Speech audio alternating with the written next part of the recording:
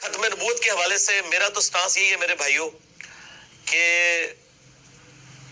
नबी सल्लल्लाहु अलैहि वसल्लम के बाद जो शख्स भी चाहे वो उम्मती नबी का दावा करके आप सल्लल्लाहु अलैहि वसल्लम की खत्म नबूवत के ऊपर डाका मारे, या वो बुजुर्ग परस्ती का जो एक सिलसिला चल रहा है इसके नाम के ऊपर कश्फ और इल्हाम के जरिए सहाबा किराम, ताबईन, तबा ताबईन, औलिया किराम के कश्फ और इल्हाम के हवाले से बिहम्दि ताला अहले सुन्नत का हमेशा से अक़ीदा चला आ रहा है।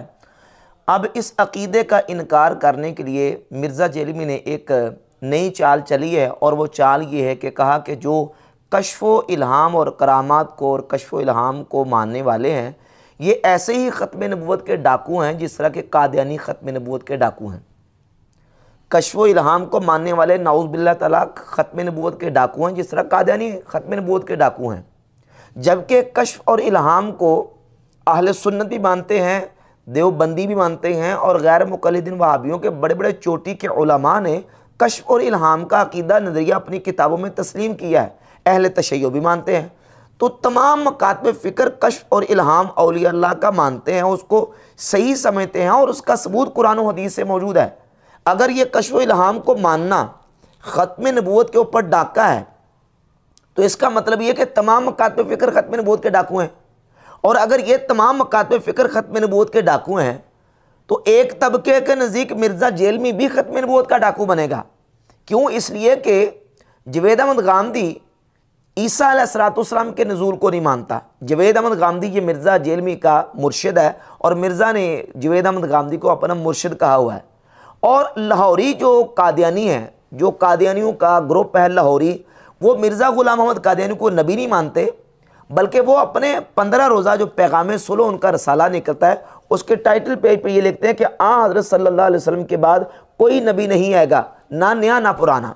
यानी वो कहते हैं कोई भी नबी नहीं आएगा, और किसी भी नबी को अगर नबी अलैहिस्सलाम के बाद आने को माना जाए तो वो ख़त्म नबूवत की उससे मोहर टूटती है। लिहाजा वो ईसा अलैहिस्सलाम के नज़ूल को नहीं मानते, और मिर्ज़ा जेलमी ईसा अलैहिस्सलाम के आने को मानता है, नज़ूल ईसा को मानता है। वो कहते हैं अगर ईसा अलैहिस्सलाम की आमद को माना जाए तो इससे ख़त्म नबूवत की मोहर टूटती है, और ये ख़त्म नबूवत पे डाका है। तो लाहौरी कादियानियों के नज़दीक और मिर्ज़ा जो जवेद अहमद गामदी है इसके नज़दीक मिर्ज़ा जेलमी भी ख़त्म नबूवत का डाकू ठहरेगा।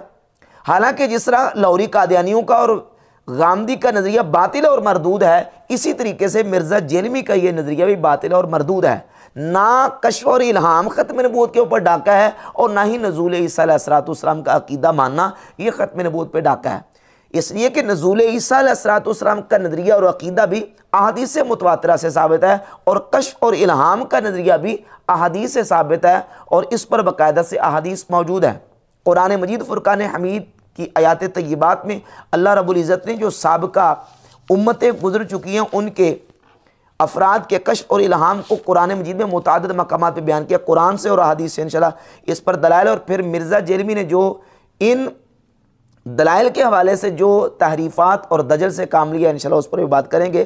कुरान मजीद में अल्लाह रब्बुल इज़्ज़त ने सूरतुल क़सस की आयत नंबर 7 में हज़रत मूसा अलैहिस्सलाम की वालिदा के हवाले से जो इरशाद फरमाया वो इस तरह है कि व औहैना इला उम्मी मूसा, अल्लाह फरमाते हैं हमने मूसा अलैहिस्सलाम की वालिदा की तरफ वही फरमाई।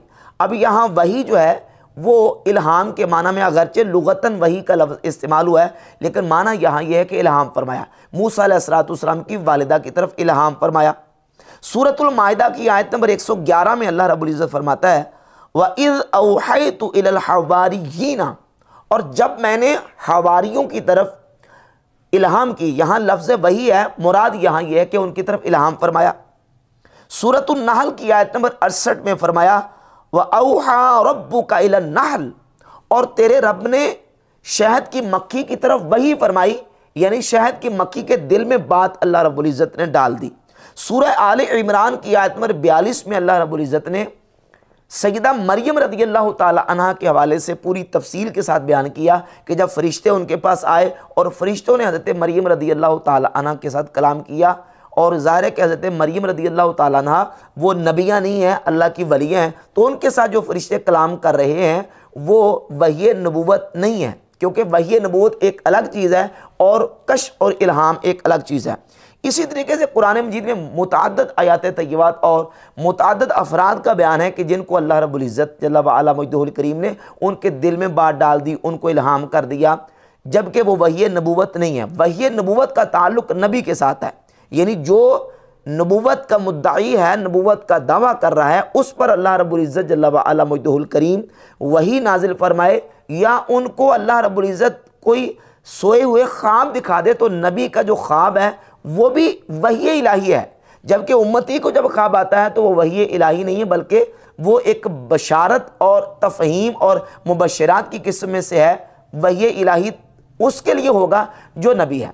अब नबी पाक सल्लल्लाहु अलैहि व आलिहि वसल्लम की ज़ात अक़दस पर जब वही का आगाज़ हुआ तो हुज़ूर अलैहिस्सलाम पर वही का आगाज़ भी सच्चे ख्वाबों से हुआ। सही बुखारी में 6982 नंबर हदीस है। सैयदा आयशा तो सिद्दीक़ा रज़ियल्लाहु ताला अन्हा फरमाती हैं, अव्वलु मा बुदिया बिही रसूलुल्लाह सल्लल्लाहु अलैहि व आलिहि वसल्लम मिनल वह्यि अर्रुया सालिहा। रसूलुल्लाह सल्लल्लाहु अलैहि व आलिहि वसल्लम की ज़ात अक़दस पर वही का जब आगाज़ हुआ, वही की इब्तिदा हुई, तो वो वही कौन सी थी? अर्रुया सालिहा, सच्चे ख्वाब, अच्छे ख्वाब हुजूर को आते थे और वो अच्छे ख्वाब भी वही थे।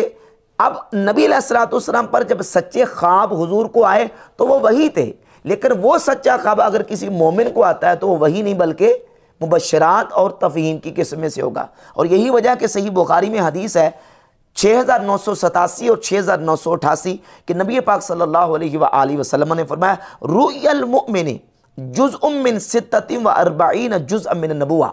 मोमिन का ख्वाब ये नबूवत का 46वां हिस्सा है, यानी नबूवत का जुज़ है। मोमिन का ख्वाब नबूवत का जुज़ है लेकिन नबूवत नहीं, क्योंकि नबूवत का सिलसिला मुकम्मल हो चुका है, अब कोई नबी नहीं बन सकता। अब ये जो मोमिन को सच्चा ख्वाब आ रहा है इसको नबूवत का जुज़ करार दिया गया। अब देखें, मोमिन को सच्चा ख्वाब आया, इसको नबूवत का जुज़ सही बुखारी की 6987 और 88 नंबर हदीस में और दीगर बहुत